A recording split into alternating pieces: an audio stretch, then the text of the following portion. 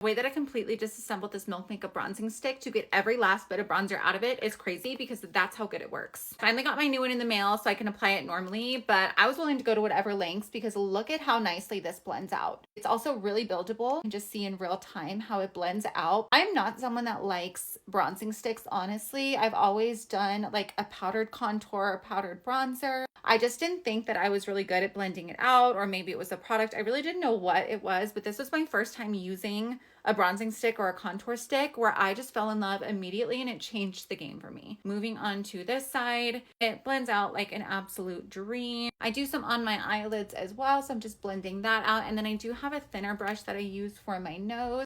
And even though this is bronzing stick, I still use it on my nose, kind of like contour, just because it's such a beautiful shade. I feel like it works like both, especially after I use some setting powder. Melts right into my tinted moisturizer. Just blends out so nicely. It's so creamy. Show you guys how nice the nose blends out too.